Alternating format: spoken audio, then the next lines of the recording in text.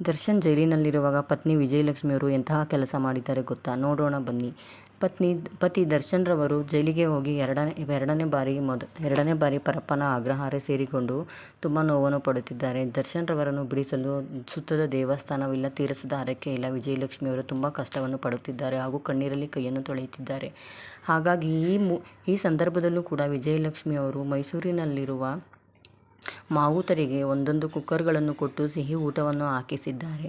ಈ ಖುಷಿಯನ್ನು ಹಂಚಿಕೊಂಡ ಅವರು ಬೆಂಗಳೂರಿನಲ್ಲಿದ್ದರೂ ಮೈಸೂರಿನಲ್ಲಿರುವ ನಂಟು ಅವರಿಗೆ ಬಿಟ್ಟಿಲ್ಲ. ಹಾಗಾಗಿ ದರ್ಶನ್ ರವರ ಹೆಸರು ಹೇಳಿಕೊಂಡು ದರ್ಶನ್ ರವರು ಆಗಾಗ ಇಂತಹ ಒಳ್ಳೆಯ ಕೆಲಸವನ್ನು ಮಾಡುತ್ತಿದ್ದರು. ಅದೇ ರೀತಿ ಪತ್ನಿ ಕೂಡ ಪಾಲಿಸುತ್ತಿದ್ದಾರೆ. ಇದೇ ರೀತಿ ಪತಿಯನ್ನು ಅನುಸರಿಸಿದ ವಿಜಯಲಕ್ಷ್ಮಿ ಅಂತಲೇ ಹೇಳ್ಬೋದು. ಹಾಗೂ ಅತ್ತೆ ಮೀನಾ ಹಾಗೂ ವಿನೀಶ್ ಅವರನ್ನು ಕರೆದುಕೊಂಡು ಹೋಗಿ ಅವರು ಮಾವುತರನ್ನು ಭೇಟಿ ಮಾಡಿಕೊಂಡು ಬಂದಿದ್ದಾರೆ. ಹಾಗಾಗಿ ಪತ್ನಿ ವಿಜಯಲಕ್ಷ್ಮಿಯವರನ್ನು ಅವರ ಸಾಹಸಕ್ಕೆ ನಿಮಗೆ ಏನನಿಸುತ್ತದೆ ಕಾಮೆಂಟ್ ಮಾಡಿ ತಿಳಿಸಿ.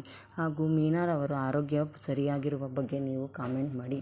ಹಾಗೂ ವಿನೀಶ್ ಹಾಗೂ ಪತ್ನಿ ವಿಜಯಲಕ್ಷ್ಮಿ ಮೀನಾರವರು ಮಾವುತರನ್ನು ಮಾತನಾಡಿಸಿಕೊಂಡು ಖುಷಿಯಾಗಿ ಮಾಡುತ್ತಾ ಇದ್ದಾರೆ. ಹಾಗೂ ಇದರಿಂದ ಅವರು ಖುಷಿಯಾಗಿದ್ದಾರೆ. ದರ್ಶನ್ ಜೈಲಿಂದ ಆದಷ್ಟು ಬೇಗ ಬರಲಿ ಎಂದು ಎಲ್ಲರ ಬಳಿ ಬೇಡಿಕೊಳ್ಳುತ್ತಾರೆ. ಈ ವಿಡಿಯೋ ಇಷ್ಟವಾದಲ್ಲಿ ಲೈಕ್ ಮಾಡಿ, ಶೇರ್ ಮಾಡಿ, ಕಾಮೆಂಟ್ ಮಾಡಿ.